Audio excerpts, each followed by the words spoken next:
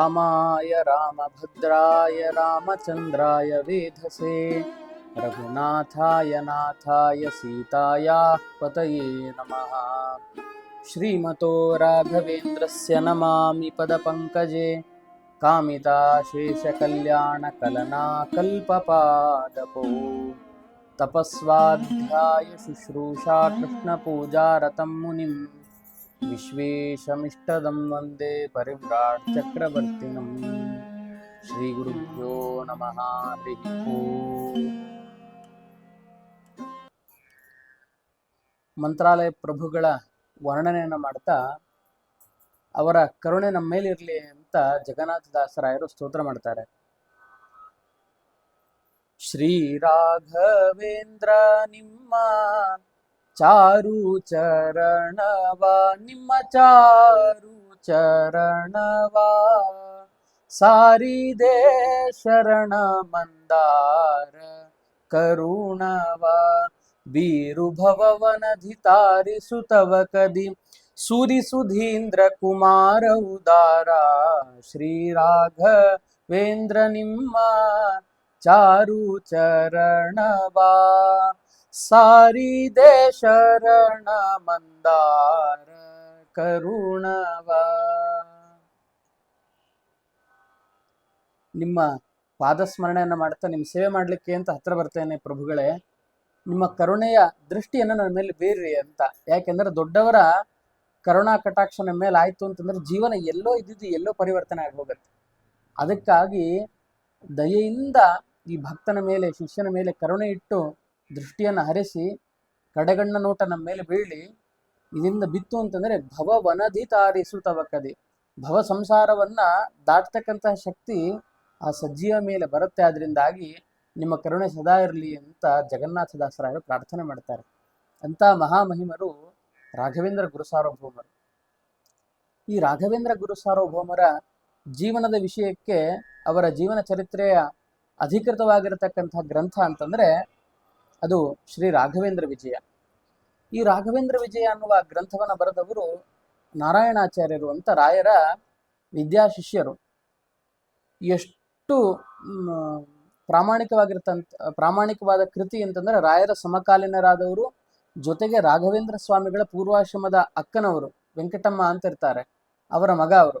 ರಾಘವೇಂದ್ರ ಸ್ವಾಮಿಗಳು ಅಂದ್ರೆ ಮುಂಚೆ ವೆಂಕಟನಾಥರಾಗಿದ್ದಾಗ ಅವರಿಗೆ ಆರಂಭದ ಪಾಠವನ್ನ ಮಾಡಿದ ಗುರುಗಳು ಯಾರು ಅಂದ್ರೆ ಮಧುರೆಯ ದೊಡ್ಡ ವಿದ್ವಾಂಸರು ಶ್ರೀ ಲಕ್ಷ್ಮೀ ನರಸಿಂಹಾಚಾರ್ಯರು ಅಂತ. ಈ ಲಕ್ಷ್ಮೀ ನರಸಿಂಹಾಚಾರ್ಯರು ಮಧುರೆಯ ರಾಜನ ಆಸ್ಥಾನದಲ್ಲಿ ಆಸ್ಥಾನ ವಿದ್ವಾಂಸರಾಗಿರ್ತಾರೆ. ಅಂಥ ಘನ ವಿದ್ವಾಂಸರ ಹತ್ತಿರ ರಾಯರ ಜೀವನದ ಆರಂಭದಲ್ಲಿ ಅಧ್ಯಯನ ಮಾಡಿರ್ತಕ್ಕಂತಹ ವೃತ್ತ ಅಂತ ರಾಘವೇಂದ್ರ ಸ್ವಾಮಿಗಳ ಜೀವನ ಚರಿತ್ರೆ ನಾವು ಕಾಣಬಹುದು. ವ್ಯಾಕರಣದ ಅಧ್ಯಯನ, ಕಾವ್ಯ ಗ್ರಂಥಗಳ ಆರಂಭದ ಅಧ್ಯಯನ ಎಲ್ಲ ಮಾಡಿಸಿದ ಗುರುಗಳು ಲಕ್ಷ್ಮೀ ನರಸಿಂಹಾಚಾರ್ಯರು.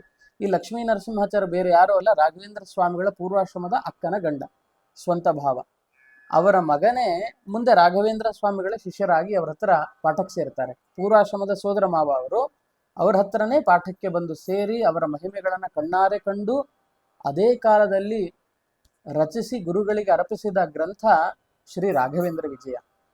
ಈ ಗ್ರಂಥದ ಐತಿಹ್ಯ ಏನು ಅಂತಂದ್ರೆ, ಆರಂಭದಲ್ಲಿ ಇದರ ರಚನೆಯನ್ನು ಮಾಡಿದಾಗ ಒಟ್ಟು 16 ಸರ್ಗ ಇತ್ತಂತೆ ಈ ಗ್ರಂಥಕ್ಕೆ. 16 ಸರ್ಗ ಇದ್ದಾಗ ಗುರುಗಳ ಹತ್ತಿರ ಹೋಗಿ ಸಮರ್ಪಣೆ ಮಾಡ್ತಾರೆ ತಮ್ಮ ಜೀವನದ ವೈಭವದ ಚಿಂತನೆಗಳಿಂದ ಕೂಡಿರುವ ಗ್ರಂಥ ಇದು ಅಂತ ಅರ್ಪಣೆ ಮಾಡಿದಾಗ ರಾಯರು ಹೇಳ್ತಾರೆ, ಆರಂಭದ 10 ಸರ್ಗ ಮಾತ್ರ ಸಾಕಪ್ಪ. ಯಾಕಂದ್ರೆ ದ್ವೈತ ಸಿದ್ಧಾಂತದ ಮೂಲ ಪುರುಷರಾದ ಆಚಾರ್ಯ ಮಧ್ವರ ಜೀವನ ಕೃತಿ ಶ್ರೀ ಮಧ್ವವಿಜಯ. ಈ ಗ್ರಂಥವು 16 ಸರ್ಗ, ನಮ್ಮ ಜೀವನದ ಗ್ರಂಥವು 16 ಸರ್ಗ. ಆದ್ರೆ ನಾವು ಗುರುಗಳಿಗೆ ಸಮಾನರಾಗ್ತೇವೆ.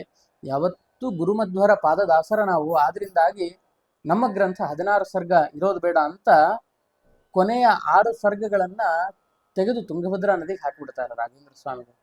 ಆದ್ರಿಂದಾಗಿ ಮೊದಲ 10 ಸರ್ಗಗಳಲ್ಲಿ ರಾಯರ ಗುರು ಮಹಾತ್ಮೆ, ಗುರು ಪರಂಪರೆ ಬಗ್ಗೆ, ಹಾಗೆ ಅವರ ಪೂರ್ವಾಶ್ರಮದ ವಂಶದ ಪರಿಚಯ, ಅವರ ಜೀವನದ ಸನ್ಯಾಸ ಸ್ವೀಕಾರದ ಘಟ್ಟ, ಆಮೇಲೆ ಮುಂದೆ ತೀರ್ಥಕ್ಷೇತ್ರದ ಸಂಚಾರದ ವಿಷಯಗಳು ಮಾತ್ರ ಈ 10 ಆರಂಭದ ಸರ್ಗಗಳು ಕಂಡು ಬರ್ತವೆ. ಮುಂದಿನ 6 ಸರ್ಗದಲ್ಲಿ ಇನ್ನೂ ಅವರು ಅನುಗ್ರಹವನ್ನ ಮಾಡಿರ್ತಕ್ಕಂಥ ವಿಶೇಷ ಘಟನೆಗಳು ಅದರಲ್ಲಿ ಇದ್ದಿರಬಹುದು ಅಂತ ನಾವು ಊಹೆ ಮಾಡ್ಕೊಳ್ಬಹುದು. ಎಷ್ಟೋ ವಿಷಯಗಳು, ಯಾಕಂದ್ರೆ ದೇವಗುಖ್ಯವಾದ ವಿಷಯಗಳು ಇರ್ತಾವೆ ಅಂತ ನಾರಾಯಣ ಪಂಡಿತರು ಆಚಾರ್ಯ ಮಧ್ವರ ಜೀವನವನ್ನ ವರ್ಣನೆ ಮಾಡ್ಬೇಕಾದ್ರೆ ಹೇಳ್ತಾರೆ. ಅಂಥ ದೇವ ರಹಸ್ಯ ಇರತಕ್ಕಂಥ ವಿಷಯಗಳು ಕೂಡ ಇದ್ದಿರಬಹುದು ಅಂತ ಕಾಣುತ್ತೆ. ಆದರೆ ಗುರುಗಳಿಗೆ ಸಮಾನವಾಗಿ ನಮ್ಮ ಗ್ರಂಥ ಇರಬಾರದು ಅನ್ನೋ ಭಾವದಲ್ಲಿ ರಾಯರು ತಮ್ಮ ವಿನಯವನ್ನು ಪ್ರದರ್ಶನ ಮಾಡಲಿಕ್ಕೆ ಆರಂಭದ 10 ಸರ್ಗಗಳು ಮಾತ್ರ ಇದರಲ್ಲಿರಲಿ ಅಂತ ಈ ಚಿಂತನೆಯಲ್ಲಿ ತಮ್ಮ ಶಿಷ್ಯರಿಗೆ ಹೇಳಿ ಅದನ್ನು ನೀರಿಗೆ ಹಾಕಿಸಿಬಿಡ್ತಾರೆ. ಆದ್ದರಿಂದ ಇವತ್ತು ನಮಗೆ ಉಪಲಬ್ಧ ಇರತಕ್ಕಂತಹ ಭಾಗ ಅಂದರೆ ಮೊದಲ 10 ಸರ್ಗಗಳು ಮಾತ್ರ. ಹೀಗೆ ರಾಘವೇಂದ್ರ ವಿಜಯದ ಆರಂಭದ ಪ್ರಸ್ತಾವನೆಯನ್ನ ನಾವು ನೋಡಬೇಕಾದ್ರೆ ಮೊದಲಿಗೆ ಗ್ರಂಥಾರಂಭದಲ್ಲಿ ಶ್ರೀನಾರಾಯಣಾಚಾರ್ಯರು ಪರಮಾತ್ಮನ ವರ್ಣನೆಯನ್ನ ಮಾಡ್ತಾರೆ. ಶ್ರೀಮಲ್ಲಕ್ಷ್ಮೀ ನೃಸಿಂಹಸ್ಯ ಶ್ರಿಯಂ ದಿಶತು ಮೇ ನಖಃ ಸ್ವಭಕ್ತಾಭೀಷ್ಟದಾನಾಯ ಸಮುಪಾತ್ತ ದಶಾಕೃತೇ ಅಂತ ಅವರ ಕುಲದೇವತೆ ಲಕ್ಷ್ಮೀ ನರಸಿಂಹದೇವರು ಅವರನ್ನು ಕೂಡ ವರ್ಣನೆ ಮಾಡ್ದಂಗಾಯ್ತು. ಅದೇ ರೀತಿಯಾಗಿ ಗ್ರಂಥಾರಂಭದಲ್ಲಿ ವಿಘ್ನ ಪರಿಹಾರ ಆಗಲಿ ಅಂತ ನರಸಿಂಹದೇವರ ಸ್ತೋತ್ರ ಮಾಡಬೇಕು ಅಂತ ನಿಯಮ ಇದೆ. ಆದ್ರಿಂದಾಗಿ ಮಂಗಲ ದೇವತೆಯ ಪ್ರಾರ್ಥನೆಯನ್ನು ಮಾಡ್ತಾ ಎಲ್ಲ ತನ್ನ ಭಕ್ತರಿಗೆ ಧರ್ಮ ಅರ್ಥ ಕಾಮ ಮೋಕ್ಷ ಅಂತಕ್ಕಂತಹ ಚತುರ್ವಿಧ ಪುರುಷಾರ್ಥವನ್ನ ಕೊಡತಕ್ಕಂತಹ ಲಕ್ಷ್ಮೀ ನರಸಿಂಹದೇವರ 10 ಉಗುರುಗಳು ನಮ್ಮನ್ನ ಕಾಪಾಡಲಿ ಅಂತ. ಇಲ್ಲಿ ನೋಡಿ, ಉಗುರುಗಳನ್ನೇ ಯಾಕೆ ವರ್ಣನೆ ಮಾಡಿದ್ರು ಅಂತಂದ್ರೆ ಉಗುರುಗಳು ಭೇದಿಸ್ತವೆ, ಯಾವತ್ತೂ ಸಾಮಾನ್ಯವಾಗಿ ಸೀಳುತ್ತವೆ. ಅಂಥ ವೈಶಿಷ್ಟ್ಯ ಉಗುರುಗಳಿಗಿದೆ. ನಮ್ಮ ಪಾಪಗಳನ್ನು ಕೂಡ ಸೀಳಿ ಪರಿಹಾರ ಮಾಡಿ ಪುಣ್ಯವನ್ನು ಕೊಟ್ಟು ಅನುಗ್ರಹ ಮಾಡಲಿ ಅನ್ನೋ ಭಾವದಲ್ಲಿ ನರಸಿಂಹದೇವರ ಉಗುರುಗಳನ್ನು ಸ್ತೋತ್ರ ಮಾಡ್ತಾರೆ. ಇನ್ನೊಂದೇನು ಅಂತಂದ್ರೆ ದೇವರ ಅವಯವಗಳಿಗೆ ಯಾವುದೇ ವ್ಯತ್ಯಾಸ ಇಲ್ಲ ಅನ್ನುವ ಅಂಶವೂ ಕೂಡ ಇದರಿಂದ ಸೂಚಿತ ಆಗುತ್ತೆ. ಸಮುಪಾತ್ತ ದಶಾಕೃತಿ ಅಂತಂದ್ರೆ ದಶಾವತಾರವನ್ನು ತಾಳಿದ ಪರಮಾತ್ಮನ ಅನುಗ್ರಹ ನಮ್ಮಲ್ಲಾಗ್ಲಿ, ಅವನ ಕರುಣೆಯ ಕಟಾಕ್ಷ ನಮ್ಮ ಮೇಲೆ ಬೀರ್ಲಿ, ಅಂಥ ಉಗುರುಗಳ ನಖ ರಕ್ಷಣೆ ನಮ್ಮಲ್ಲಿರ್ಲಿ ಅಂತ ಹೇಳಿ ಪ್ರಾರ್ಥನೆ ಮಾಡ್ತಾರೆ. ದಶ ಅನ್ನೋದು ಕೂಡ ಪೂರ್ಣ ಸಂಖ್ಯೆ ಅಂತ ಹೇಳ್ತಾರೆ. ದಶಪ್ರಮತಿಗಳು ಅಂತ ಪೂರ್ಣ ಜ್ಞಾನವುಳ್ಳವರು ಅಂತ ಅರ್ಥ. ಪೂರ್ಣ ಮೊತ್ತವನ್ನು ಪ್ರತಿನಿಧಿಸುವ ಸಂಖ್ಯೆ 10. ಆದ್ರಿಂದಾಗಿ ದಶಪ್ರಮತಿಗಳು ದಶಾಕೃತೇ ಅಂತ ನರಸಿಂಹದೇವರ ವರ್ಣನೆಯನ್ನು ಮಾಡಿ ಆಚಾರ್ಯ ಮಧ್ವರ ವರ್ಣನೆ, ಭಾರತೀ ದೇವಿಯರ ವರ್ಣನೆಯನ್ನ ಮಾಡ್ತಾರೆ. ಅವರ ಅನುಗ್ರಹದಿಂದ ಶ್ರೀರಾಘವೇಂದ್ರ ರತ್ನಾನಾಂ ರಸನಾ ರಂಗನರ್ತಕಿ ಅಂತ ಹೇಳಿ ರಾಯರ ನಾಲಿಗೆ ಎನ್ನುವ ರಂಗಮಂಟಪದ ಮೇಲೆ ನರ್ತನ ಮಾಡತಕ್ಕಂತಹ ಈ ಭಾರತೀ ದೇವಿ ಸರಸ್ವತಿ ಏನಿದ್ದಾಳೆ, ಅವಳ ಆಶೀರ್ವಾದದಿಂದ ನಾನು ಗ್ರಂಥವನ್ನ ಪ್ರಾರಂಭ ಮಾಡ್ತಾ ಇದ್ದೇನೆ ಅಂತ ಹೇಳಿ ಮುಂದೆ ತ್ರಿವಿಕ್ರಮ ಪಂಡಿತಾಚಾರ್ಯರು, ನಾರಾಯಣ ಪಂಡಿತಾಚಾರ್ಯರು ಇವರ ವರ್ಣನೆಯನ್ನು ಮಾಡ್ತಾರೆ. ಬಹಳ ಅಪೂರ್ವವಾದ ಚಿಂತನೆ. ಸಾಮಾನ್ಯವಾಗಿ ಇವತ್ತಿನ ಗುರು ಪರಂಪರೆಯಲ್ಲಿ ನಾವು ನೋಡ್ತಾ ಬಂದ್ವಿ ಅಂತಂದ್ರೆ ಈ ಇಬ್ಬರು ಮಹನೀಯರ ವರ್ಣನೆ ತುಂಬಾ ಕಡೆ ಕಂಡು ಬರೋದಿಲ್ಲ. ಆದರೆ ನಾರಾಯಣಾಚಾರ್ಯರು ವರ್ಣನೆ ಮಾಡ್ತಾರೆ, ಕಠಿಣಾಪಿ ಕವಿಶ್ಲಾಘ್ಯ ತ್ರೈವಿಕ್ರಮ ಸರಸ್ವತಿ ಸುವರ್ಣ ಯೋಗ ಸಂದೃಶ್ಯ ವರ ವಜ್ರಮಣಿರ್ಯಥ ಅಂತ ವರ್ಣನೆ ಮಾಡ್ತಾರೆ. ವಜ್ರ ಸಾಮಾನ್ಯವಾಗಿ ಬಹಳ ಕಠಿಣ, ಆದ್ರೆ ಇದೇ ವಜ್ರ ಯಾವಾಗ ನಮ್ಮ ಕಣ್ಣಿಗೆ ತುಂಬಾ ಮನೋಹರವಾಗಿ ಕಾಣುತ್ತೆ ಅಂದ್ರೆ ಈ ಬಂಗಾರದ ಹಾರದಲ್ಲಿ ಅದನ್ನು ಪೋಣಿಸಿದ್ವಿ ಅಂತಂದ್ರೆ ಅದರ ವೈಭವವೇ, ಅದರ ಮೆರೆಗೆ ಬೇರೆ ಥರವಾಗಿ ಕಂಡು ಬರುತ್ತೆ. ಆದ್ರಿಂದ ಸುವರ್ಣ ಯೋಗ ಸಂದೃಶ್ಯ, ಸುವರ್ಣದ ಹಾರದಿಂದ ಕೂಡಿದಾಗ ಅದರ ಸೊಬಗೆ ಹೇಗೆ ಬೇರೆ ವಿಧವಾಗಿ ಕಂಡು ಬರುತ್ತೋ ಅಂಥ ತ್ರಿವಿಕ್ರಮ ಪಂಡಿತರ ಮಾತುಗಳು ಆರಂಭದಲ್ಲಿ ತುಂಬಾ ಕಠಿಣ ಅಂತ ತೋರಿದ್ರು ಕೂಡ ಸರಿಯಾಗಿ ಅದರ ಆಳಕ್ಕಿಳಿದು ನಾವು ನೋಡ್ತಾ ಹೋದ್ವಿ ಅಂತಂದ್ರೆ ಅಲ್ಲಿರತಕ್ಕಂತಹ ಅದ್ಭುತವಾದ ವರ್ಣನೆ ಬೇರೆ ಆಗಿರುತ್ತೆ ಅಂತ ಹೇಳಿ ಹೀಗೆ ಆ ತ್ರಿವಿಕ್ರಮ ಪಂಡಿತರ ವಾಣಿಯ ವೈಭವವನ್ನ ಕೊಂಡಾಡ್ತಾರೆ. ಅದಾದ್ಮೇಲೆ ಅವರ ಮಕ್ಕಳಾಗಿರ್ತಕ್ಕಂತಹ ನಾರಾಯಣ ಪಂಡಿತಾಚಾರ್ಯರು, ಪ್ರಸಿದ್ಧವಾದ ಮಧ್ವವಿಜಯ, ಅಣುಮಧ್ವವಿಜಯ ಇತ್ಯಾದಿ ಕೃತಿಗಳನ್ನು ಮಾಡಿದ ಮಹಾನುಭಾವರು, ಅವರ ವರ್ಣನೆ ಮಾಡ್ತಾರೆ. ವಾಣಿ ಪಾಣಿ ತಲಾಸಕ್ತ ವೀಣಾರವ ವಿಡಂಬಿನಿ ನಾನಾ ಪ್ರಬಂಧ ಚತುರ ಭಾತಿ ನಾರಾಯಣಾರಿಗಿ ಅಂತ. ನಾರಾಯಣ ಪಂಡಿತರ ಮಾತು ಹೇಗಿದೆ ಅಂತಂದ್ರೆ ಶಾರದಾದೇವಿಯ ಕೈಯಲ್ಲಿರ್ತಕ್ಕಂತಹ ವೀಣೆಯ ಧ್ವನಿ ಎಷ್ಟು ಮಧುರವಾಗಿ ನಡೆಯುತ್ತೋ ಅಂಥದ್ದೇ ಮಧುರವಾಗಿರ್ತಕ್ಕಂತಹ ವಾಣಿ, ಮಧುರವಾಣಿ ನಾರಾಯಣ ಪಂಡಿತಾಚಾರ್ಯರದ್ದು ಅಂತ. ಯಾಕಂದ್ರೆ ನಾವು ಮಧ್ವವಿಜಯ ಗ್ರಂಥಗಳನ್ನು ನೋಡ್ತಾ ಹೋದ್ವಿ ಅಂದ್ರೆ ಅವರ ವರ್ಣನೆಯ ಸೊಬಗು ಬಹಳ ಸುಂದರವಾಗಿ ಕಾಣ್ತಾ ಹೋಗುತ್ತೆ. ಅದರಲ್ಲಿ ಒಂದೊಂದು ವೃತ್ತದಲ್ಲಿ ಅವರ ಶ್ಲೋಕಗಳು ಬಹಳ ಬಂಧಗಳು ಅಂತ ಬರುತ್ತೆ. ಗೋಬಂಧ, ಅಶ್ವಬಂಧ, ಈ ಥರದ ಬಂಧಗಳು ಅಂತ ಬರುತ್ತೆ. ಇಂತಹ ಬಂಧಗಳಲ್ಲೂ ಕೂಡ ಶ್ಲೋಕಗಳನ್ನ ನಿರ್ಮಾಣ ಮಾಡ್ತಾ ಹೋಗಿದ್ದಾರೆ. ಒಂಥರ ಒಬ್ಬ ಕವಿ ಎಷ್ಟು ವಿಧವಾಗಿ ತನ್ನ ಪ್ರತಿಭೆಯನ್ನು ವ್ಯಕ್ತಪಡಿಸಬಹುದು ಅಂಥ ಎಲ್ಲ ಪ್ರತಿಭೆಯ ಮುಖಗಳನ್ನ ನಾವು ಮಧ್ವವಿಜಯದಲ್ಲಿ ಕಾಣಬಹುದು. ಹಾಗೆ ಅಂಥ ನಾರಾಯಣ ಪಂಡಿತರ ಮಾತು ನನಗೆ ಸರಸ್ವತಿಯ ಕೈಯ ವೀಣೆಯ ಮಧುರವಾದ ನಾದದಂತೆ ಕಂಡು ಬರ್ತಾ ಇದೆ, ಹಾಗೆ ಕೇಳಿಸ್ತಾ ಇದೆ ಅಂತ ಅವರ ಮಾತನ್ನು ವರ್ಣನೆ ಮಾಡಿ ಮುಂದೆ ವ್ಯಾಸರಾಜರ ಸ್ತೋತ್ರ ಮಾಡ್ತಾರೆ. ವೃಂದಾರವನ ಮಂದಾರ ಮಕರಂದ ಸಹೋದರಿ ವಿಶ್ರುತಾ ವಿಜಯಂ ದದ್ಯಾತ್ ವ್ಯಾಸತೀರ್ಥಾರ್ಯ ಭಾರತಿ ಅಂತ. ವ್ಯಾಸರಾಜರ ಮಾತುಗಳು ಹೇಗಿದೆ, ಅವರ ವಾಣಿ ಹೇಗಿದೆ ಅಂತಂದ್ರೆ, ಈ ದೇವಲೋಕದ ಕಲ್ಪವೃಕ್ಷ ಏನಿದೆ, ಕಲ್ಪವೃಕ್ಷದಲ್ಲಿ ಅರಳಿರ್ತಕ್ಕಂತಹ ಹೂವೇನಿರುತ್ತೆ, ಈ ಪಾರಿಜಾತ ಅಂತ ತಗೋಣ. ಪಾರಿಜಾತದ ಸುಂದರವಾಗಿರ್ತಕ್ಕಂತಹ ಸುಂದರವಾದ ಮಕರಂದ ಹೇಗೆ ನಮಗೆ ತುಂಬಾ ಆಸ್ವಾದನೆ ಮಾಡ್ಲಿಕ್ಕೆ ಯೋಗ್ಯವೋ, ಮಧು ಹೇಗೆ ಆ ಜೇನುತುಪ್ಪವನ್ನು ಸ್ವೀಕಾರ, ಹೂವಿನಲ್ಲಿ ಮಕರಂದ ಇರುತ್ತಲ್ಲ, ಹಾಗೆ ಆ ದೇವಲೋಕದ ಹೂವಿನ ಮಕರಂದ ಎಷ್ಟು ಮಧುರವೋ ವ್ಯಾಸರಾಜರ ಮಾತು ಕೂಡ ಅಷ್ಟೇ ಮಧುರ ಅಂತ ಹೇಳ್ತಾರೆ. ಯಾಕೆಂದ್ರೆ ಅದಕ್ಕೋಸ್ಕರ ಮಕರಂದ ಸಹೋದರಿ, ಆ ಮಕರಂದದ ಸಹೋದರಿ ಈ ವ್ಯಾಸರಾಜರ ವಾಕ್ ಅಮೃತ ಅಂತ ಹೇಳಿ ಅದ್ರ ಬಗ್ಗೆ ಕೊಂಡಾಡ್ತಾರೆ.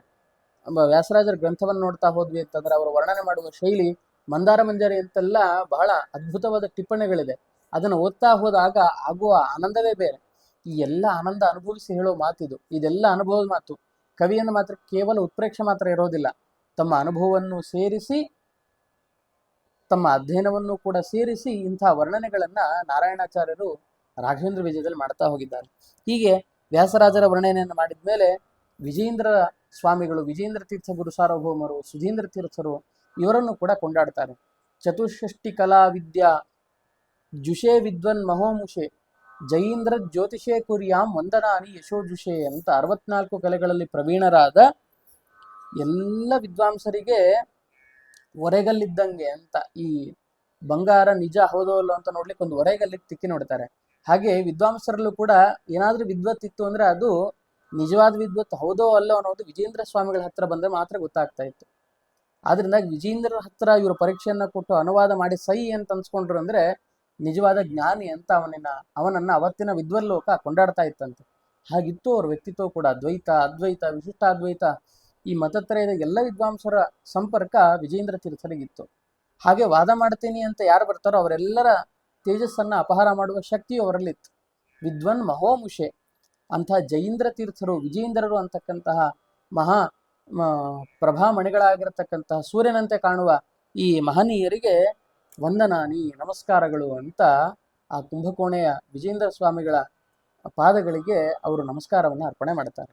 ಆಮೇಲೆ ಸುಧೀಂದ್ರ ಯೋಗಿನಂ ಸೇವೆ ಸಾಧು ಸತ್ಕೃತ ಸಂಪದಂ ಸಗದ್ಯ ಪದ್ಯ ನಿರ್ಮಾಣ ವಿದ್ಯಾಯಾ ಪರಮಂ ಪದಂ ಅಂತ ಸುಧೀಂದ್ರ ತೀರ್ಥರನ್ನ, ರಾಯರ ಗುರುಗಳು ಅಂತಹ ಸುಧೀಂದ್ರ ತೀರ್ಥರ ವರ್ಣನೆ ಮಾಡ್ಲಿಕ್ಕೆ ಪ್ರಾರಂಭ ಮಾಡ್ತಾರೆ.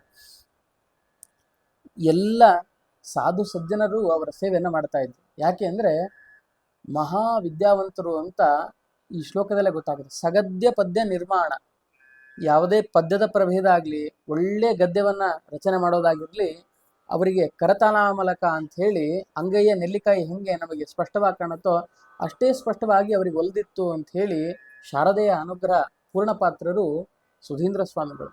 ಯಾಕೆಂದ್ರೆ ಸುಭದ್ರಾ ಪರಿಣಯ, ಅಲಂಕಾರ ಮಂಜರಿ, ಈ ಎಲ್ಲ ಗ್ರಂಥ ನಾವು ನೋಡ್ತಾ ಹೋದ್ವಿ ಅಂತಂದ್ರೆ ಎಷ್ಟು ಅದ್ಭುತವಾಗಿದೆ. ಆಗಿನ ಕಾಲದ ಪ್ರಾಕೃತ ಭಾಷೆಯನ್ನು ಕೂಡ ಬಳಸಿ ಆ ಗ್ರಂಥವನ್ನ ರಚನೆ ಮಾಡಿದ್ದಾರೆ ಅಂದ್ರೆ ಅವರ ವಿದ್ಯೆ ಪ್ರೌಢಿಮೆ ಎಂಥದ್ದಿರಬೇಕು ಅಂತ ನಮಗೆ ಗೊತ್ತಾಗುತ್ತೆ. ಅಂಥ ವಿಜೇಂದ್ರ ಸ್ವಾಮಿಗಳ ಶಿಷ್ಯರಾದ ಸುಧೀಂದ್ರರಿಗೆ ನಮಸ್ಕಾರ ಮಾಡ್ತೇನೆ ಅಂತ ಹೇಳಿ ಅವರನ್ನ ಸ್ಮರಣೆ ಮಾಡಿ ರಾಯರ ಬಗ್ಗೆ ಹೇಳ್ತಾ, ಶ್ರೀಮತೋ ರಾಘವೇಂದ್ರಸ್ಯ ನಮಾಮಿ ಪದಪಂಕಜೆ ಕಾಮಿತಾಶೇಷ ಕಲ್ಯಾಣ ಕಲನಾ ಕಲ್ಪ ಪಾದಪೌ ಅಂತ ರಾಯರ ಪಾದಗಳಿಗೆ ನಮಸ್ಕಾರ ಮಾಡ್ತೇನೆ. ಆ ಪಾದಗಳು ಹೇಗಿದೆ ಅಂತ ಹೇಳ್ಬೇಕಾದ್ರೆ ಕಲ್ಪವೃಕ್ಷದಂಗಿದೆ ಅಂತ ಹೇಳ್ತಾರೆ ಅವರು. ಎರಡೂ ಪಾದಗಳು ಎರಡು ಕಲ್ಪವೃಕ್ಷ ಇದ್ದ ಹಾಗೆ ಅಂತ. ಯಾಕೆಂದ್ರೆ ನಾವೇನು ರಾಯರ ಹತ್ರ ಬೇಕು ಅಂತ ಬಯಸ್ತೇವೋ ಅದನ್ನ ಕೊಟ್ಟು ಕಳಿಸ್ತಾರೆ ಗುರುಗಳು. ಅಂಥ ಅನುಗ್ರಹದ ಸಿದ್ಧಿ ರಾಯರಿಗಿದೆ. ಅಂಥ ರಾಯರ ಪಾದಕಮಲಗಳಿಗೆ ನನ್ನ ನಮಸ್ಕಾರಗಳು ಅಂತ ನಾರಾಯಣ ಆಚಾರ್ಯರು ರಾಯರನ್ನ ಸ್ತೋತ್ರ ಮಾಡಿ ಮುಂದೆ ಬೇರೆ ಬೇರೆ ಶ್ಲೋಕಗಳಲ್ಲೂ ಕೂಡ ಯೋ ವಿಸ್ತೀರ್ಣಾಂ ರಾಮಕಥಾಂ ಶ್ರದ್ಧರಾಭಿ ಸಮಗ್ರಹೀತ್ ಅಂತ ಹೇಳಿ ವಾಲ್ಮೀಕಿ ಸಮಗ್ರ ರಾಮಾಯಣದ ಶ್ಲೋಕಗಳನ್ನ 24 ಶ್ಲೋಕಗಳಲ್ಲಿ ಸಂಗ್ರಹ ಮಾಡ್ಬಿಡ್ತಾರೆ ಇವರು. ಮುಹುಸ್ಮಾರಿತ ವಾಲ್ಮೀಕಿ, ಆ ರಾಮಚಾರಿತ್ರ ಮಂಜರಿ ಅಂತಕ್ಕಂತಹ ಗ್ರಂಥದಲ್ಲಿ ರಾಮನ ವರ್ಣನೆ ನಾವು ನೋಡ್ತಾ ಹೋದ್ವಿ ಅಂದ್ರೆ ಮತ್ತೆ ವಾಲ್ಮೀಕಿಗಳು ನೆನಪಾಗತ್ತೆ ಅಂತ. ಅಂತಹ ವಾಲ್ಮೀಕಿಗಳನ್ನು ನೆನಪಿಸಿದ ರಾಯರಿಗೆ ನಮಸ್ಕಾರಗಳು ಅಂತ ರಾಯರನ್ನ ಹೇಳ್ತಾ ಪ್ರಸಿದ್ಧವಾದ ಶ್ಲೋಕ ಇನ್ನೊಂದು, ಮೂಕೋಪಿ ಯತ್ಪ್ರಸಾದೇನ ಮುಕುಂದ ಶಯನಾಯತೆ ರಾಜ ರಾಜಾಯತೆ ರಿಕ್ತಃ ರಾಘವೇಂದ್ರಂ ತಮಾಶ್ರಯೇ ಅನ್ನುವ ಏನಿವತ್ತು ಪ್ರಸಿದ್ಧವಾದ ಶ್ಲೋಕ ಇದೆ. ಈ ಶ್ಲೋಕ ರಾಘವೇಂದ್ರ ವಿಜಯತ್ತು. ಇಲ್ಲಿ ಹೇಳ್ತಾರೆ, ಯಾರ ಅನುಗ್ರಹ ಆಯ್ತು ಅಂತಂದ್ರೆ ಮೂಕನು ಕೂಡ ಮುಕುಂದ ಶಯನಾಯತೆ. ಮುಕುಂದ ಶಯನ ಅಂತಂದ್ರೆ ಪರಮಾತ್ಮನ ಹಾಸಿಗೆ ಶೇಷದೇವರು. ಅವರು 1000 ಹೆಡೆಗಳಿಂದ 1000 ಬಾಯಿಗಳಿಂದ ಪರಮಾತ್ಮನನ್ನು ಹೇಗೆ ಸ್ತೋತ್ರ ಮಾಡ್ತಾರೋ, ಒಬ್ಬ ಹುಟ್ಟು ಮೂಗನು ಕೂಡ ರಾಯರ ಅನುಗ್ರಹ ಇತ್ತು ಅಂತಂದ್ರೆ ಅಂಥ ಮಾತಾಡಬಲ್ಲ ಚತುರ ವಾಗ್ಮಿ ಆಗಬಲ್ಲ ಅಂತ ಹೇಳ್ತಾರೆ ಅವರು. ಎಷ್ಟೋ ಘಟನೆಗಳಿದೆ ಇದಕ್ಕೆ ತಕ್ಕ ಹಾಗೆ. ರಾಯರಲ್ಲಿ ಇವತ್ತಿಗೂ ಕೂಡ ಸೇವೆ ಮಾಡಿದವರಿಗೆ ಹಾಗೆ ರಾಯರ ಅನುಗ್ರಹ ಮಾಡ್ತಾರೆ. ರಾಜ ರಾಜಾಯತೆ ರಿಕ್ತ ಅಂದ್ರೆ ಬಡವ, ಏನು ಇಲ್ಲದೆ ಇರತಕ್ಕಂಥವನು ಅಂತ ಅರ್ಥ.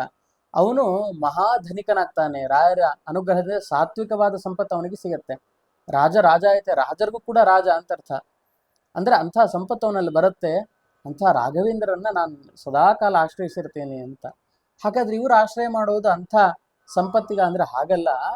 ಜ್ಞಾನ ಸಂಪತ್ತಿಗೆ ನಾರಾಯಣಾಚಾರ್ಯ ರಾಯರನ್ನು ಆಶ್ರಯಿಸಿರ್ತಾರೆ. ಯಾಕೆಂದ್ರೆ ದೈಹಿಕವಾದ ಸಂಪತ್ತು ಅಂತಂದ್ರೆ ನಮ್ಮ ದೇಹದಲ್ಲಿ ಅದನ್ನು ಭೋಗಿಸುವ ಶಕ್ತಿ ಇರೋವರೆಗೂ ಕೂಡ ಅದು ನಮಗೆ ಯೂಸ್ ಆಗುತ್ತೆ, ಬಳಕೆ ಆಗುತ್ತೆ. ಆದರೆ ಯಾವಾಗ ದೇಹದಲ್ಲಿ ಶಕ್ತಿ ಕುಂದುತ್ತಾ ಬರುತ್ತೋ ಆಗ ಆ ಸಂಪತ್ತಿನಿಂದ ಏನೂ ನಮಗೆ ಪ್ರಯೋಜನವೇ ಆಗಲ್ಲ. ನಿಜವಾದ ಸಂಪತ್ತು ಯಾವುದು ಅಂದರೆ ಜ್ಞಾನ ಸಂಪತ್ತು. ಎಷ್ಟಾಗುತ್ತೋ ಅಷ್ಟು ಸಾತ್ವಿಕವಾದ ವಿಷಯಗಳನ್ನ ತಿಳಿಯೋದು, ಅನುಷ್ಠಾನ ಮಾಡೋದು, ಇದನ್ನು ಇಟ್ಕೊಳ್ಬೇಕು. ಅದರಿಂದಾಗಿ ಇಂಥ ಜ್ಞಾನ ಸಂಪತ್ತನ್ನ ಮಹಾ ಸಾಧನವನ್ನ ಕೊಡ್ತಕ್ಕಂಥವರು ರಾಘವೇಂದ್ರ ಸ್ವಾಮಿಗಳು. ಅವರ ಆಶ್ರಯದಲ್ಲಿ, ಅವರ ನೆರಳಿನ ಛತ್ರದಲ್ಲಿ ನಾನು ಸದಾಕಾಲ ಇರ್ತೇನೆ ಅಂತ ಹೇಳಿ ನಾರಾಯಣಾಚಾರ್ಯ ವರ್ಣನೆ ಮಾಡ್ತಾರೆ. ಹೀಗೆ ವರ್ಣನೆ ಮಾಡಿ ಮುಂದೆ ಅವರ ತಂದೆಯವರನ್ನ ಸ್ಮರಣೆ ಮಾಡ್ತಾರೆ. ಪ್ರಸಾದ್ಯ ನರಪಂಚಾಸ್ಯಂ ಪ್ರಾಪ್ತಂ ವೈದುಷ್ಯಂ ಅದ್ಭುತಂ ಏನ ಲಕ್ಷ್ಮೀ ನೃಸಿಂಹೇನ ತಾತಪಾದಂ ತಮಾಶ್ರಯೇ ಅಂತ. ಅಂದ್ರೆ ಲಕ್ಷ್ಮೀ ನರಸಿಂಹದೇವರ ಆರಾಧಕರಂತ ಅವ್ರ ತಂದೆ. ಅವ್ರಿಗೆ ಇಷ್ಟು ವಿದ್ಯೆ ಬರಲಿಕ್ಕೆ ರಾಯರಂಥ ಮಹನೀಯರಿಗೆ ಪಾಠ ಮಾಡುವ ಯೋಗ್ಯತೆ ಹೆಂಗ್ ದೊರಕ್ತು ಅಂದ್ರೆ ನರಸಿಂಹದೇವರ ಆರಾಧನೆ ಮಾಡ್ತಾ ಇದ್ರಂತ ಮನೆಯಲ್ಲಿ. ಯಾವಾಗಲೂ ನರಸಿಂಹದೇವರ ಚಿಂತನೆಯನ್ನ, ನರಸಿಂಹದೇವರಲ್ಲಿ ಭಕ್ತಿಯನ್ನ ಮಾಡಿ ವಿಶೇಷವಾಗಿ ಅವರ ಅನುಗ್ರಹಕ್ಕೆ ಪಾತ್ರರಾದವರು ನಮ್ಮ ತಂದೆಯವರು.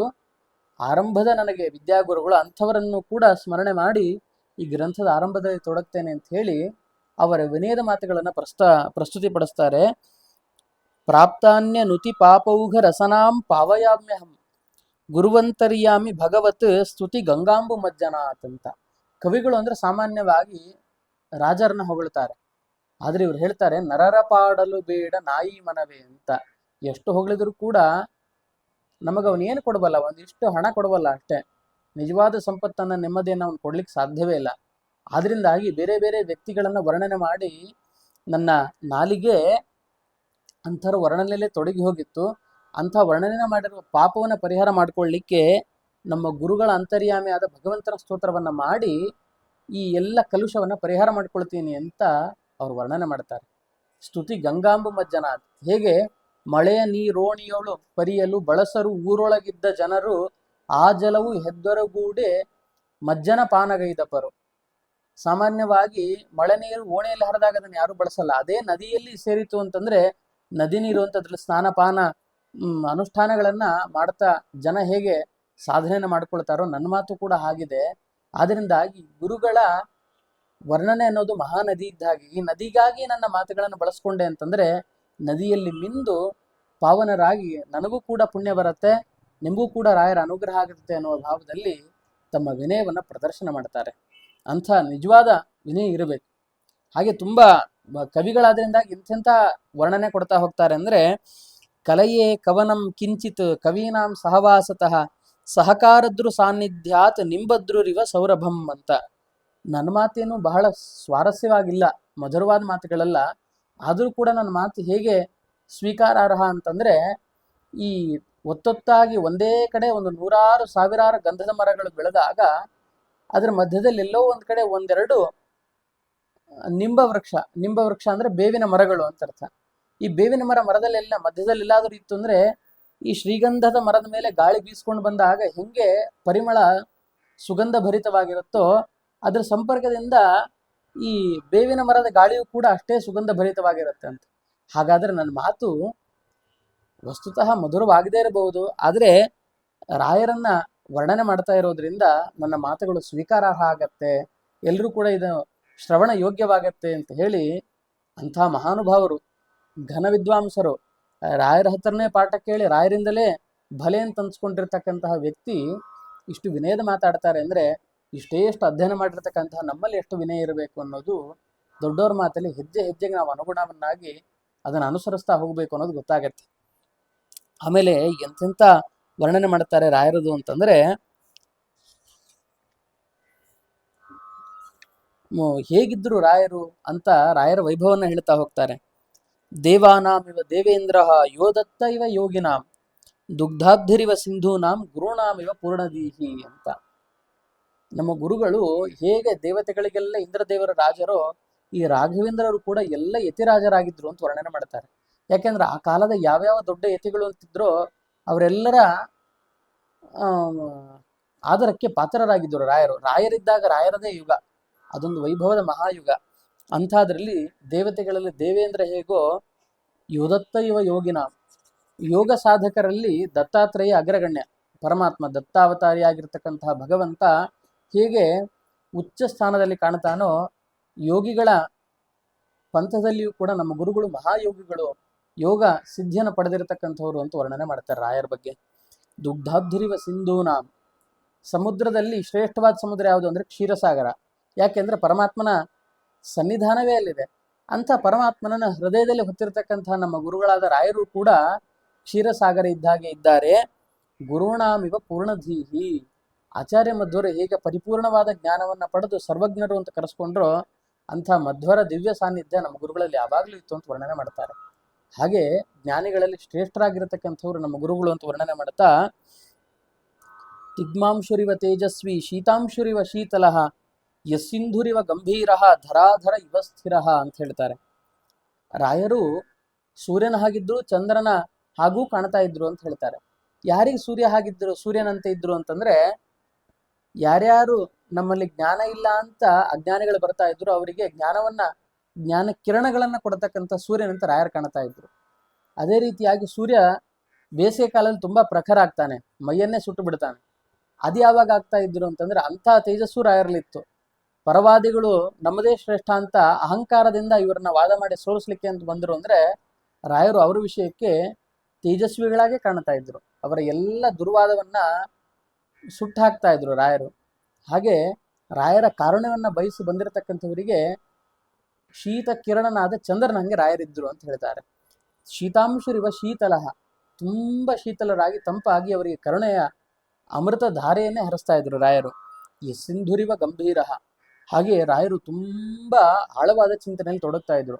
ರಾಯರ ಮನಸ್ಸಲ್ಲಿ ಏನಿದೆ ಅನ್ನೋದು ಸಾಮಾನ್ಯ ಪಕ್ಕದಲ್ಲಿದ್ದವರಿಗೆ ಗೊತ್ತಾಗಲ್ಲ. ಈ ಕೆಲವೊಂದು ಯೋಗ ಸಿದ್ಧಿ ಪಡೆದವರಿಗೆ ಇನ್ನೊಬ್ಬರ ಮನಸ್ಸಲ್ಲಿ ಏನಾಗ್ತಾ ಇದೆ ಅಂತ ಗೊತ್ತಾಗುತ್ತೆ ಕೆಲವರು ಯೋಗಿಗಳಿಗೆ. ಆದ್ರೆ ರಾಯರ ಸಾನ್ನಿಧ್ಯದಲ್ಲಿ ಎಂಥ ಯೋಗ ಸಿದ್ಧನಾದ ವ್ಯಕ್ತಿ ಹೋದ್ರೂ ರಾಯರ ಮನಸ್ಸಲ್ಲಿ ಏನಿದೆ ಅಂತ ಗೊತ್ತಾಗಲ್ಲ. ಯಾಕೆಂದ್ರೆ ಸಮುದ್ರದ ಆಳವನ್ನ ಕಂಡು ಹಿಡಿದವರು ಯಾರಾದರೂ ಇದ್ದಾರಾ? ಇಷ್ಟೇ ಆಳ ಅಂತ ನಿರ್ದೇಶ ಮಾಡ್ಲಿಕ್ಕಾಗತ್ತಾ? ನಮಗೂ ಒಂದು ಹಂತಕ್ಕೆ ಸಮುದ್ರ ಕಂಡಿತು ಅಂದ್ರೆ ಅಲ್ಲಿಂದ ಒಂದಿಷ್ಟು ದೂರ ಹೋದ್ರೆ ಮತ್ತೋ ಎಷ್ಟೋ ಅಡಿ, ಸಾವಿರಾರು ಅಡಿ ಆಳ ಇರುತ್ತೆ ಸಮುದ್ರ. ಆದ್ದರಿಂದಾಗಿ ಸಮುದ್ರದ ಆಳವನ್ನ ಹೇಗೆ ಕಂಡುಹಿಡಿಯಲಿಕ್ಕಾಗಲ್ವೋ ರಾಯರ ಮನಸ್ಸನ್ನು ಕೂಡ ಕಂಡುಹಿಡಿಯಲಿಕ್ಕಾಗೋದಿಲ್ಲ. ಗಂಭೀರ, ತುಂಬಾ ಆಳ ಅದು. ಧರಾಧರ ಇವ ಸ್ಥಿರ. ಹಾಗೆ ರಾಯರು ಒಂದ್ಸಲ ಏನಾದ್ರೂ ಬರೆದರು ಅಂತಂದ್ರೆ ಅದನ್ನ ಅಳಿಸ್ತಾ ಇದ್ಲ, ಅಚಲವಾಗಿರ್ತಾ ಇತ್ತು. ರಾಯರ ತೀರ್ಮಾನ ನಿರ್ಧಾರ ಅನ್ನೋದು ಧರಾಧರ ಅಂತಂದ್ರೆ ಪರ್ವತ ಇದ್ದ ಹಾಗೆ. ಪರ್ವತವನ್ನು ಯಾರಾದ್ರೂ ಅಳ್ಳಾಡಿಸ್ಲಿಕ್ಕೆ ಸಾಧ್ಯವೇ ಇಲ್ಲ. ಅಂಥ ಅಚಲವಾದ ನಿಷ್ಠೆ ರಾಘವೇಂದ್ರ ಗುರುಸಾರ್ವಭೌಮರದಿತ್ತು ಅಂತ ವರ್ಣನೆ ಮಾಡುತ್ತಾ ಹೋಗ್ತಾರೆ. ಹೀಗೆ ವರ್ಣನೆ ಮಾಡಿ ಆದ್ಮೇಲೆ ಮುಂದೆ ರಾಯರ ಈ ಜ್ಞಾನ ಪ್ರಸಾರ ಕಾರ್ಯವನ್ನು ನೋಡಿ ಯಾರ್ಯಾರು ಹೇಗಿದ್ದಾರೆ ಅಂತ ಹೇಳಬೇಕಾದ್ರೆ, ಗುರುರಾಧ್ಯ ಸ್ವಸಿದ್ಧಾಂತ ಪ್ರತಿಷ್ಠಾಪನಾ ಪಂಡಿತಂ ಶ್ರುತ್ವಾಯಂ ವ್ಯಾಸನಿಕಟೆ ನಿಶ್ಚಿಂತ ಇವ ಬರ್ತತೆ ಅಂತ ಒಂದು ಮಾತು ಹೇಳ್ತಾರೆ. ಆಚಾರ್ಯ ಮಧ್ವರು ತತ್ವವಾದವನ್ನು ಪ್ರಸಾರ ಮಾಡಿ ಭೂಲೋಕದಲ್ಲಿದ್ದು ವೇದವ್ಯಾಸರ ಸನ್ನಿಧಿಗೆ ತೆರಳುತ್ತಾರೆ. ತೆರಳಿ ಆದ್ಮೇಲೆ ಅಲ್ಲಿ ಹೋದಾಗ ಸ್ವಲ್ಪ ಆಲೋಚನೆ ಮಾಡ್ತಾ ಇದ್ರಂತೆ. ಅಯ್ಯೋ ಮತ್ತೆ ಹೇಗೆ ನಮ್ಮ ಸಿದ್ಧಾಂತದ ಪ್ರಸಾರ ಹೇಗಾಗುತ್ತೆ, ಯಾರ್ಯಾರು ಸಮರ್ಪಕವಾಗಿ ಮಾಡ್ತಾರೆ ಅಂತ ಆಲೋಚನೆ ಮಾಡ್ತಾ ನಿಶ್ಚಿಂತರಾಗಿ ಕೂತ್ಬಿಟ್ಟಿದ್ರಂತೆ. ಯಾಕೆ ಕೂತಿದ್ರು ಅಂತಂದ್ರೆ, ಒಂದ್ ದಿವಸ ಏನೋ ಯೋಚನೆ ಇಲ್ಲದೆ ಕೂತಾಗ ವೇದವ್ಯಾಸರು ಕೇಳ್ತಾರೆ, ಯಾಕೆ ನೀವು ಇಷ್ಟು ನಿಶ್ಚಿಂತೆಯಾಗಿದ್ದೀರಿ ಅಂದಾಗ, ಏನಿಲ್ಲ, ಭೂಲೋಕದಲ್ಲಿ ರಾಯರಿದ್ದಾರೆ, ರಾಘವೇಂದ್ರ ಸ್ವಾಮಿಗಳು ನಮ್ಮ ತತ್ವ ಸಿದ್ಧಾಂತವನ್ನ ಸಮರ್ಥವಾಗಿ ಭೂಲೋಕದಲ್ಲಿ ಪ್ರಚಾರ ಮಾಡ್ತಾ ಪರಮಾತ್ಮನ ಜ್ಞಾನವನ್ನ ಎಲ್ರಿಗೂ ಕೂಡ ಪ್ರಸಾರ ಮಾಡ್ತಾ ಹೋಗ್ತಾ ಇದ್ದಾರೆ. ಆದ್ರಿಂದಾಗಿ ನನಗಿನ್ನೇನೋ ಚಿಂತೆ ಇಲ್ಲ ಅಂತ ಹೇಳಿ ಈ ರಾಯರ ತತ್ವವಾದ ಪ್ರಚಾರದ ವಿಷಯವನ್ನ ಕೇಳಿ ಆಚಾರ್ಯ ಮಧ್ವರು ನಿಶ್ಚಿಂತರಾಗಿ ಕೂತ್ಕೊಂಡಿದ್ರು. ಶ್ರುತ್ವಾಯಂ ವ್ಯಾಸನಿಕಟೆ ನಿಶ್ಚಿಂತ ಇವ ಬರ್ತತೆ ಅಂತ ಹೇಳಿ ಆಚಾರ್ಯ ಮಧ್ವರೇ ರಾಯರ ವಿಷಯದಲ್ಲಿ ಇಷ್ಟು ಅನುಗ್ರಹವನ್ನ ಮಾಡಿದ್ರು ಅಂತ ಹೇಳಿ ಅದರ ಚಿಂತನೆ ಕಂಡು ಬರುತ್ತೆ. ಆಮೇಲೆ ಪರಮಾತ್ಮ ಮಲಗಿಬಿಟ್ಟಿದ್ದ ಶೇಷನ ಮೇಲೆ. ಯಾಕೆ ಮಲಗಿದ್ದ ಅಂದ್ರೆ ಅದನ್ನು ಹೇಳ್ತಾರೆ. ಗೋಪಾಯತಿ ದೃಢಂ ಯಸ್ಮಿನ್ ಅವನೀ ದೇವತಾಕುಲಂ ಶಯಾನ ಶೇಷಶಯ್ಯಾಯಾಮ್ ನಿದ್ರಾತೀವ ಹರಿಶ್ಚಿರಂ. ದೇವ್ರು ಯಾಕೆ ಮಲಗಿದಾನೆ ಅಂತಂದ್ರೆ, ಪರಮಾತ್ಮನ ಕರ್ತವ್ಯ ಏನು ಅಂತಂದ್ರೆ ಜಗತ್ತನ್ನು ರಕ್ಷಣೆ ಮಾಡೋದು ದೇವ್ರ ಕರ್ತವ್ಯ. ಆದರೆ ಇಡೀ ಸಜ್ಜನರು ಅಂತಕ್ಕಂತಹ ಜಗತ್ತನ್ನು ರಕ್ಷಣೆ ಮಾಡೋ ರಾಯರಿರ್ಬೇಕಾದ್ರೆ ನನಗೆ ಇನ್ನೇನು ಕೆಲಸ ಇಲ್ಲ ಅಂತ ದೇವ್ರು ಆರಾಮಾಗಿ ಲಕ್ಷ್ಮೀ ದೇವಿ ಪಾದ ಒತ್ತಾ ಇರಬೇಕಾದ್ರೆ ಶೇಷನ ಮೇಲೆ ಮೆತ್ತಗಿನ ಹಾಸಿಗೆ ಅಂತ ಅನ್ಕೊಂಡು ಜಗತ್ತನ್ನು ರಕ್ಷಣೆ ಮಾಡುವ ಭಾರ ಎಲ್ಲ ರಾಯರಿಗೆ ವಹಿಸಿ ನಿಶ್ಚಿಂತ ಏನು ಚಿಂತೆ ಇಲ್ದೇನೆ ದೇವರು ಮಲಗಿದ್ದ ಅಂತ ಹೇಳ್ತಾರೆ. ಆದ್ರಿಂದಾಗಿ ಅಂಥ ಇನ್ನೊಂದು ಮಾತು ಹೇಳ್ತಾರೆ, ಪದೇ ಪದೇ ಪ್ರಪನ್ನಾನಾಂ ಸಂಪದ ಸ್ಮೃತಿ ಸಂಭವೆ ಪರಿಭಾವ ಪ್ರದೇ ಯಸ್ಮಿನ್ ಶೈಲೇಶೇತೇನು ಶಂಕರಃ. ಈಶ್ವರನು ಕೂಡ ಮಹೇಶ್ವರನು ಕೂಡ ತಂಪಾಗಿ ಕೂತ್ಕೊಂಡ್ಬಿಟ್ಟಿದ್ದ ಕೈಲಾಸದಲ್ಲಿ. ಯಾಕೆ ಅಂತಂದ್ರೆ ಯಾರ್ಯಾರು ಸಂಪತ್ತನ್ನ ಬೇಕು ಅಂತ ಬಯಸ್ತಾರೋ ಸಾಮಾನ್ಯವಾಗಿ ಈಶ್ವರನ ಉಪಾಸನೆ ಮಾಡ್ತಾರೆ. ಆದ್ರೆ ಕೇಳಿದ್ದೆಲ್ಲ ಸಂಪತ್ತನ್ನ ರಾಯರೇ ಕೊಡ್ತಾ ಇದಾರೆ, ನನಗೇನು ಕೆಲಸ ಇದೆ ಭೂಲೋಕದಲ್ಲಿ, ಯಾರ್ಯಾರನ್ನ ಮತ್ಯಾಗಿ ನಾನು ವಿಚಾರಿಸ್ಬೇಕು ಅಂತ ಅನ್ಕೊಂಡು ತಣ್ಣಗಿರೋ ಹಿಮಶೈಲದ ಮೇಲೆ ರುದ್ರದೇವರು ಆರಾಮಾಗಿ ಹೊರಗಿ ವಿಶ್ರಾಂತಿಯನ್ನು ಸ್ವೀಕಾರ ಮಾಡ್ತಾ ಇದ್ರು ಅಂತ ಕವಿಗಳ ಕಣ್ಣಲ್ಲಿ ಈ ವಿಷಯಗಳನ್ನೆಲ್ಲ ವರ್ಣನೆ ಮಾಡ್ತಾ ಹೋಗ್ತಾರೆ. ತುಂಬಾ ಮನೋಹರವಾಗಿರತಕ್ಕಂಥ ವಿಷಯ.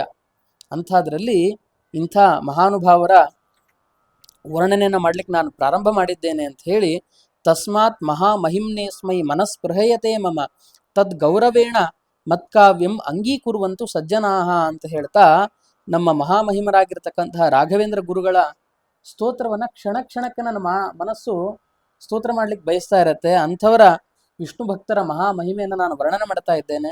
ಆದ್ರಿಂದಾಗಿ ಇಂಥ ಗೌರವದ ಮಾತುಗಳು ನನ್ನ ಗ್ರಂಥದಲ್ಲಿದೆ ಅಂತ ಅನ್ಕೊಂಡು ಎಲ್ಲ ಸಜ್ಜನರು ಈ ಕಾವ್ಯವನ್ನ ಸ್ವೀಕರಿಸಿ ರಾಯರ ಅನುಗ್ರಹಕ್ಕೆ ಪಾತ್ರರಾಗಬೇಕು ಅಂತ ಹೇಳಿ ರಾಘವೇಂದ್ರ ವಿಜಯ ಗ್ರಂಥದ ಮೊದಲ ಸರ್ಗವನ್ನ ಸಮಾಪ್ತಿ ಮಾಡ್ತಾ, ಶ್ರೀಮತ್ ಕಶ್ಯಪ ವಂಶ ವಾರ್ಧಿ ಶಶಿನಃ ಷಡ್ದರ್ಶಿನಿ ವಲ್ಲಭ ಶ್ರೀಲಕ್ಷ್ಮೀ ನರಸಿಂಹ ವಿತ್ತ ವಿದುಷಃ ಶ್ರೀ ವೆಂಕಟಾಂಬಾಮಣೇ ಜಾತೆ ನಾರ್ಯ ಸುಧಾ ದಯಾ ಸುಧಾಮಯಗಿರ ನಾರಾಯಣೇನೋದಿತೆ ಕಾವ್ಯೇ ಚಾರುಣಿ ರಾಘವೇಂದ್ರ ವಿಜಯೇ ಸರ್ಗೋ ವಿಭಾತ್ಯಾದಿಮಃ ಅಂತ ಹೇಳಿ ತಮ್ಮ ಸಂಕ್ಷಿಪ್ತವಾದ ಪರಿಚಯವನ್ನು ಮಾಡ್ತಾರೆ. ಅಂತಂದ್ರೆ ಲಕ್ಷ್ಮೀ ನರಸಿಂಹಾಚಾರ್ಯರ ಮಡದಿಯಾದ ವೆಂಕಟಾಂಬ ಇವರ ಗರ್ಭದಲ್ಲಿ ಹುಟ್ಟಿರ್ತಕ್ಕಂತಹ ನಾನು ಏನು ನಾರಾಯಣಾಚಾರ್ಯ ಇದ್ದೇನೆ, ನಾನು ಗುರುಗಳ ಮೇಲಿನ ಭಕ್ತಿಯಿಂದ ಗೌರವದಿಂದ ಈ ಗ್ರಂಥವನ್ನು ರಚನೆ ಮಾಡಿದ್ದೇನೆ. ಅಂಥ ರಾಘವೇಂದ್ರ ವಿಜಯ ಗ್ರಂಥದಲ್ಲಿ ಮೊದಲ ಸರ್ಗವನ್ನ ಪರಿಸಮಾಪ್ತಿ ಮಾಡ್ತಾ ಇದ್ದೇನೆ ಅಂತ ವರ್ಣನೆ ಮಾಡ್ತಾ, ಆರಂಭದಲ್ಲಿ ರಾಯರ ಅವರ ಪೂರ್ವಿಕರ